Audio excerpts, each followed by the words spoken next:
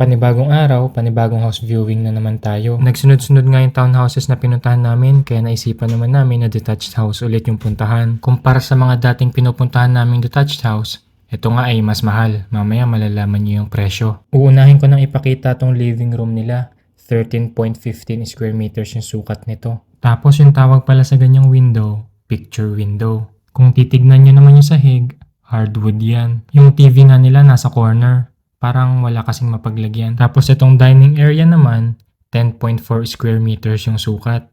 Open concept nga rin pala siya. Wala nang wall na nagse-separate sa dining area saka sa kitchen. Dito na rin pala yung walkout mo papunta sa likod. May deck na sila na maluwag. Parang ang presko-presko kapag tumambay ka dito. Tapos may malaking storage room nga doon sa backyard. Mamaya papasukin natin yan para makita natin yung loob. Itong kitchen naman, 9.17 square meters yung sukat. Ang lakas talaga makasosyal ng kitchen island. Sana yung makuha naming bahay may ganyan din. Ito nga pala yung powder room nila sa main level. Yung may kitchen saka sink. Nandito na rin pala yung washer saka dryer. Hindi ko pala naipakita yung front view ng bahay doon sa may living room. Mas malaki sana yung view doon. Pagtiyagaan nyo na lang muna siguro yung maliit na pasilip dito. Tapos unahin na muna natin yung basement bago yung upper level nila. Unfinished nga pala to. Pero dahil marami namang ilaw sa baba, hindi naman siguro kayo matatakot.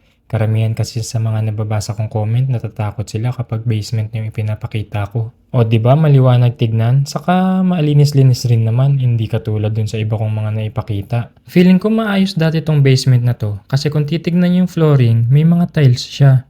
Pero hindi ko lang alam kung ano yung nangyari. Mukhang may major repair sa mga pipes na nakalubog na sa lupa. Next naman nating pupuntahan yung second level na nila. Meron nga dun 2 kwarto. Saka isang CR. Ayun nga si Hana pati yung agent, hindi pa rin sila tapos mag-usap. Medyo napapahaba yata yung kwentuhan nila. Yung pinto na yan na puro salamin, French door yung tawag dyan. Naka-carpet na pala mula dito sa hagdanan hanggang sa second level. Yung 2 kwarto, pero hindi yung CR. Siyempre hindi pwede gawing carpet yun kasi pag nabasa, posibleng mamaho. Ito pala yung setup nila sa unang kwarto. Ginawa nilang baby's room. Pero maliwalas pa rin yung setup nila. Maganda nga rin kasi yung pintura ng walls. Ito naman yung CR nila. 4-piece nga rin to.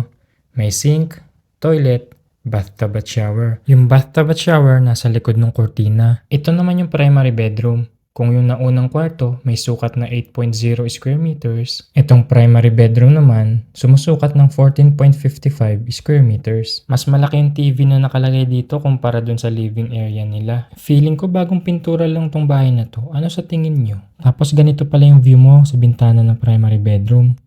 Ang ganda ng backyard nila. Tapos ito pala yung extra storage na nasa backyard. Ang luwag nga nito, tapos ang liwanag. Ang ganda ng lighting. Tapos yung mga gamit, ang ayos-ayos. Tapos ito pala yung deck nila. Ang luwag-luwag nga nito. Ang presko-presko talaga ng pwesto na to. Tapos yung backyard, ang linis at ang luwag. Pero ayun nga, it comes with the price. Ang presyo nitong bahay na to, 650,000 Canadian dollars.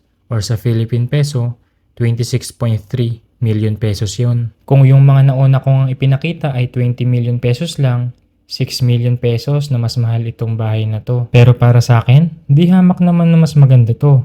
Maluwag, saka malinis. Feeling ko ang peaceful tumira sa lugar na to. Ano sa tingin nyo? Siya nga pala, kung hindi ka pa nakafollow sa page ko, baka naman pwede mo akong i-follow. I-share mo na rin tong video na to. Dito ko natatapusin tong vlog. Hanggang sa muli, paalam!